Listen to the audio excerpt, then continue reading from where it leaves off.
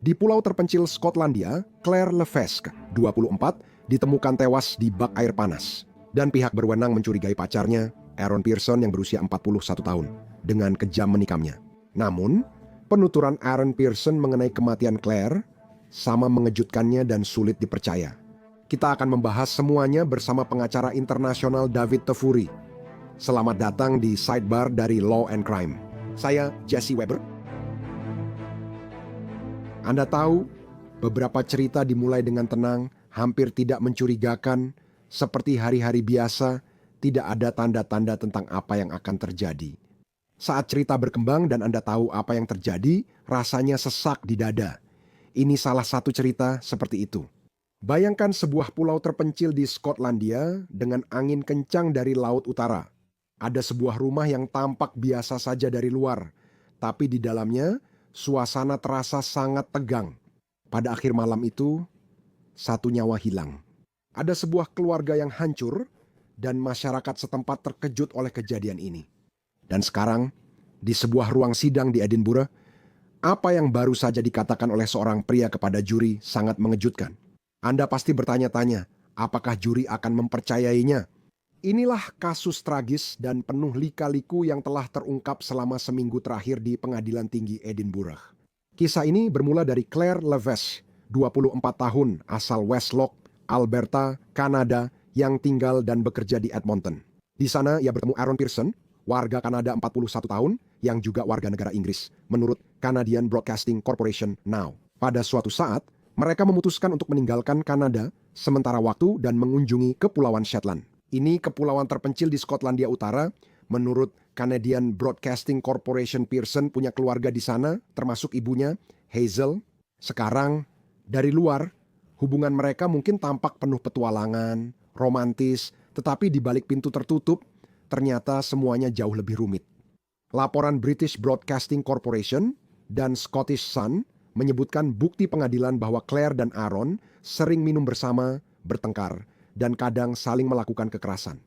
Catherine Jamieson bersaksi bahwa pada 2 Januari 2024, Pearson yang setengah berpakaian dan berdarah datang ke pintunya dalam keadaan gelisah dan terguncang. Dia memberitahunya bahwa dia telah memukul giginya sendiri hingga copot dan mengaku memiliki kutip granat. Sekarang, itu bahkan bukan episode yang akan kita bicarakan. Episode yang sedang kita bicarakan sekarang adalah apa yang terjadi 11 Februari 2024. Ini adalah saat Claire dan Pearson menghabiskan waktu di rumah ibu Pearson dalam kesedihan di sebuah properti bernama Ringfield. Mereka tampaknya berencana membersihkan bak mandi air panas dan gudang sebelah tempat mereka sering bersama. Ini menurut pernyataan Pearson sendiri di pengadilan yang akan kita bahas nanti. Namun, seperti yang kemudian dijelaskan Pearson, sore itu berubah menjadi sangat buruk. Alkohol diduga terlibat. Pertengkaran tampaknya semakin memanas. Dan pada malam harinya, polisi dan layanan darurat dipanggil ke lokasi. Kenapa? Karena Claire ditemukan tak bernyawa di bak mandi air panas. Airnya tampak menggelap, diduga karena darah. Hazel Pearson, yang telah meninggal menurut British Broadcasting Corporation, menelepon darurat dan melaporkan putranya mengaku membunuh Claire dan sedang menusuk dirinya sendiri. Pearson sendiri juga dikabarkan berbicara kepada operator, melaporkan bahwa dia telah mengendarai Porsche-nya ke laut. Mobil itu ditemukan kurang dari 1 kilometer dari lokasi jasad Claire, menurut tim darurat Canadian Broadcasting Corporation. Mereka menemukan Pearson tertekan dan berdarah. Kini Pearson dirawat di rumah sakit Gilbert Bain Lerwick setelah ditahan terkait kematian Claire. British Broadcasting Corporation melaporkan, dia menyampaikan pernyataan kepada dokter yang akan dianalisis di pengadilan. Pernyataan bahwa dia diduga menusuk leher sendiri dan mencoba kutip menyingkirkan Claire, kemudian dia tegaskan diambil di luar konteks. Kini, staf medis dan psikiater menilainya. Mereka tidak menemukan bukti gangguan mental akut saat kejadian dan menyimpulkan dia layak diwawancarai. Penyelidik memastikan bahwa Claire telah mengalami luka tusuk fatal di leher dan dadanya. Bukti forensik mengindikasikan trauma karena benturan benda tumpul. Perilaku Pearson setelah kematian Claire, termasuk tampaknya mengirim pesan kepada ayahnya, mengklaim bahwa Claire dalam keadaan sehat dan bahwa dia telah memesan tiket pesawat untuk kepulangannya. Hal itu menjadi bagian dari bukti yang menunjukkan adanya upaya untuk menutupi kebenaran demi menyembunyikan apa yang telah terjadi. Akhirnya, Pearson didakwa 7 tuduhan: pembunuhan, penyerangan, perilaku mengancam, percobaan menghalangi keadilan, dan tindakan untuk mengintimidasi atau menyesatkan pihak berwenang. Walau ada bukti, dia tetap mengaku tidak bersalah atas semua dakwaan. Sidang dimulai 7 Oktober di Pengadilan Tinggi Edinburgh di hadapan Hakim Lord Arthurson. Dalam beberapa hari ke depan, juri akan mendengarkan rekaman panggilan darurat, kesaksian saksi mata, laporan medis, serta kesaksian Pearson. Semua memuncak di hari kelima dengan cerita paling pribadi dan terbuka yang pernah dia bagikan. Sekarang kita akan membahas semua itu sebentar lagi. Tapi pertama-tama, untuk membantu kita menguraikan apa yang sudah kita dengar sejauh ini, dan masih banyak lagi yang akan kita bahas dalam kasus ini, saya ingin menghadirkan pengacara hukum internasional, David Tefuri. David, terima kasih banyak sudah meluangkan waktu. Mari kita mulai dari sini. Mengingat bahwa baik Claire maupun Aaron adalah warga negara Kanada, dugaan kejahatan ini terjadi di Skotlandia. Bagaimana yurisdiksi ditentukan dalam hal ini? Apakah otoritas Kanada secara teori bisa terlibat? Atau apakah ini semua yang Anda ketahui bagian? Semua ini bagian dari Skotlandia. Sangat mungkin pihak berwenang Kanada bisa terlibat karena terutama korbannya adalah orang Kanada. Namun dalam kasus ini, kemungkinan besar tidak akan terjadi karena Skotlandia sudah melanjutkan proses penuntutan dan kejahatannya terjadi di sana, seperti yang Anda sebutkan. Jadi negara seperti Kanada dalam kasus ini hanya akan terlibat jika Skotlandia menolak untuk menuntut. Benar, dan omong-omong, jika kita membahas kejahatan internasional, mungkin berada di yurisdiksi berbeda. Tapi beberapa tema yang sama, seperti kasus-kasus yang kita bahas di Amerika Serikat juga ada, kan? Kamu punya kombinasi ini, dugaan kombinasi alkohol, pertengkaran sebelumnya, dugaan perilaku kasar. Bagaimana hal itu mempengaruhi dalam menentukan niat dalam kejahatan seperti ini? Nah, itu akan menjadi fakta-fakta yang akan diajukan ke pengadilan agar pengadilan memutuskan apakah ada niat atau tidak. Madanon, yang perlu dicatat, Skotlandia memang bagian dari Britania Raya, tapi mereka punya sistem hukum yang berbeda dengan Inggris. Mereka punya tindak pidana pembunuhan karena kelalaian, artinya kamu terlibat kejahatan. Meski kamu tak selalu berniat membunuh, pembunuhan tetap terjadi sebagai akibatnya. Jadi itu mungkin sesuatu yang sedang coba dikejar oleh pihak pembela di sini. Mereka akan beralasan bahwa alkohol dan faktor lain membuatnya bertindak seperti itu, serta tak ada niat untuk pembunuhan. Namun, ketika Anda melihat beberapa pesan, menurut saya itu menarik untuk dipikirkan, bukan? Ini mengarah pada pesan ke ayah Claire, yang mengklaim dirinya sehat dan menyatakan ingin menyingkirkan Claire. Bagaimana hal itu diinterpretasikan, Anda tahu, baik dari sudut pandang niat maupun konteks, bahkan mungkin dari evaluasi psikiatri. Ya, niat jelas tergantung pada apa yang dia pikirkan dan lakukan sebelum kejahatan terjadi. Jadi salah satu yang Anda sebutkan adalah apa yang dia tulis setelah kejahatan untuk mencoba menutupinya. Itu tidak menunjukkan niat saat kejahatan terjadi, tapi bisa jadi bukti kejahatan lain, seperti menutupi pembunuhan. Ya, Anda tahu, hal-hal lain akan dibahas. Apakah ada komunikasi sebelumnya sebelum kejadian yang menunjukkan bahwa dia mungkin telah merencanakan atau berpikir untuk membunuhnya, atau bahkan hanya berpikir untuk menyakitinya? Itu menunjukkan niat. Saya ingin membahas persidangan ini karena ini penting. Hari pertama dimulai dengan panggilan darurat dan penemuan mengerikan ini. Kita mulai dari awal di Kepulauan Shetland yang terpencil 11 Februari 2024. Menurut proses pengadilan, Aaron Pearson yang berusia 41 tahun baru saja memberitahu ibunya, Hazel, sesuatu yang segera memicu serangkaian tanggapan darurat. Memberitahu mereka bahwa dia baru membunuh Claire. Sekarang, Pearson pada suatu saat mengambil telepon sendiri, berbicara langsung kepada operator, mengatakan, "Halo, hai, nama saya Aaron Pearson. Saya baru saja membunuh pacar saya di bak mandi air panas di garasi. Saya menikamnya sekitar 40 kali di jantung, perut, wajah, leher, dan punggung. Saya menikam leher saya sendiri 4 kali. Saya tidak bisa hidup dengan kenyataan bahwa saya membunuh pacar saya yang bodoh. Dia terlalu banyak minum dan membuat saya kesal. Saya mengendarai Porsche ke laut, sekarang hilang. Ya, sudah mati. Saya benar-benar membunuhnya untuk memastikan saya menenggelamkannya setelah saya menikamnya beberapa kali dan memukulinya dengan sangat parah. Saya seperti, kamu tahu, para juri diperlihatkan rekaman audio mentah kesaksian mantan polisi Dana Jamison yang pertama tiba di lokasi. Ia menggambarkan situasi suram, mengatakan kepada juri bahwa ia melihat Claire tak bernyawa mengapung telentang di bak mandi. Sekarang saya akan memberitahumu, dia mengatakan airnya berwarna hitam, oke, yang kemudian oleh pembela Pearson hanya disebut sebagai darah di dalam air. Akhir hari, juri diberitahu penyebab resmi kematian adalah luka tusuk di leher dan dada. David, ini bahkan mengerikan bagiku untuk mendeskripsikannya. Bagaimana pembela bisa melewati rekaman audio seperti itu? Ya, aku tidak melihat bagaimana caranya. Seperti yang kau sebutkan sebelumnya, kejahatan-kejahatan ini seringkali memiliki beberapa kesamaan, tapi inilah yang membuat kejahatan ini sangat berbeda. Sa kung dekobis kaya pergi pila untuk merbit di perluan yang begitu panjang, detail, dan pasti pada dasarnya melalui panggilan darurat segera setelah kejahatan terjadi. Dan biasanya setelah itulah saat McClure mencoba menutupi kejahatan tersebut. Kemudian dia mencoba menutupi kejahatan itu, meskipun sudah ada pengakuan tersebut. Tapi bukti ini sangat menghancurkan. Dan ternyata bahkan reaksi terdakwa saat rekaman itu diputar di pengadilan juga menunjukkan hal tersebut. Kamu tahu betapa hancurnya dia karena melakukan itu. Ya, dan detailnya, seperti diduga membicarakan di mana letak luka tusukan, berapa kali air hitam. Maksud saya pikir itu penting dalam persidangan. Dan kadang-kadang kita melihat ini pada rekonstruksi tempat kejadian perkara, kita melihat ini saat kunjungan ke lokasi. Tapi agar para juri bisa memahami tempat kejadian perkara, memahami serangannya, itu penting bagi mereka. Baik untuk jaksa penuntut maupun pembela. Ya tentu saja, maksud saya itu akan menimbulkan respons emosional bagi para juri. Tentu dah ya, karena gambaran dari kejadian itu.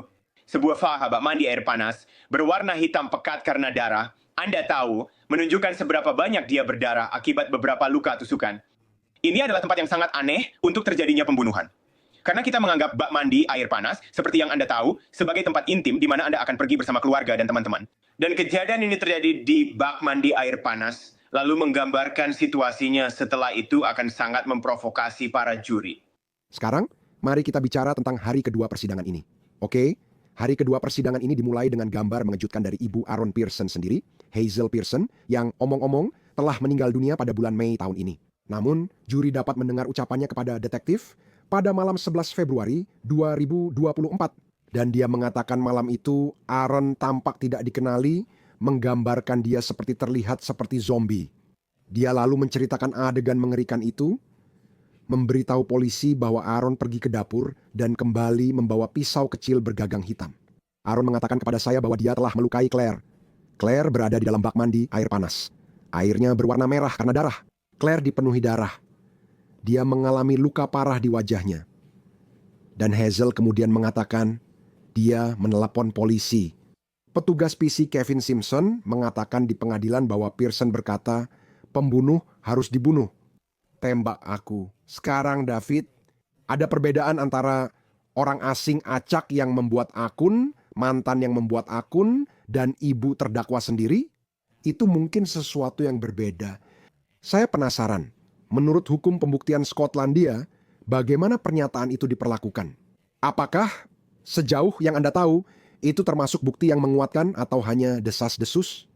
Sepertinya itu akan diizinkan, meskipun dia sudah tidak bersama kita lagi.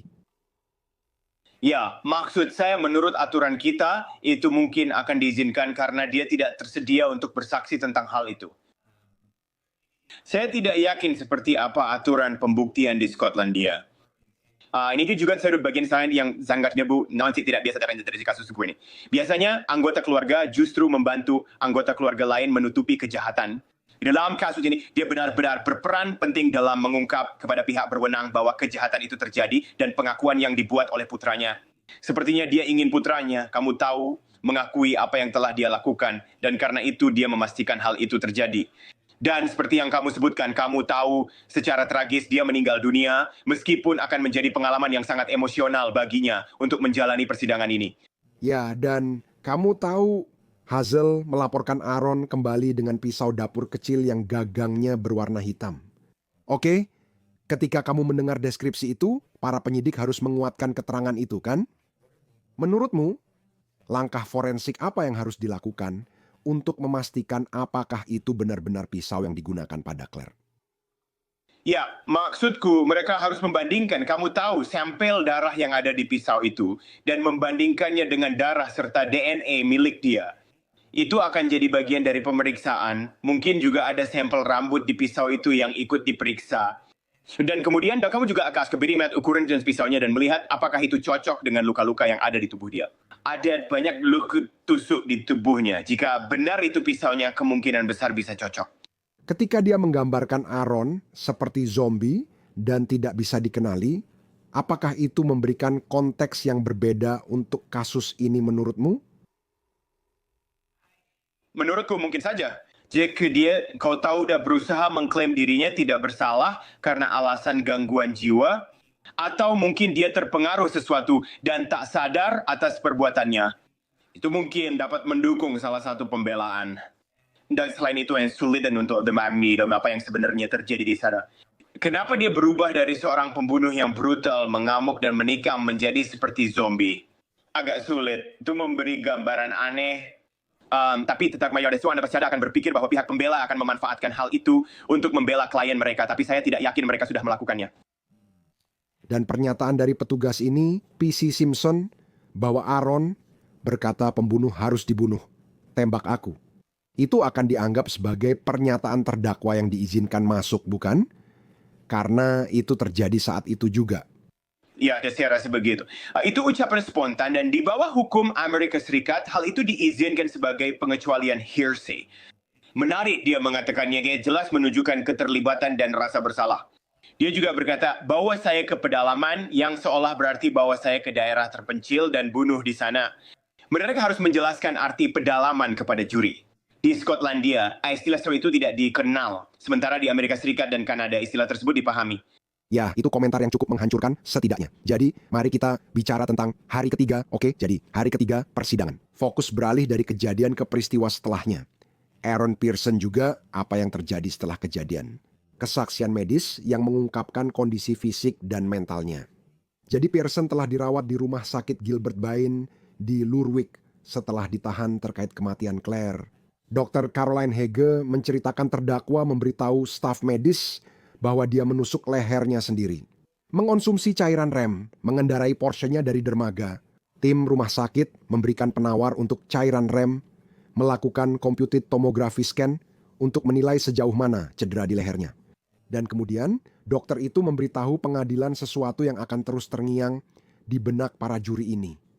Pearson bilang padanya, aku sudah lama mencoba menyingkirkannya. David, bagaimana menurutmu? Ini benar-benar bukti merugikan yang baginya, terutama pernyataan yang dia buat di akhir seperti yang kamu sebutkan.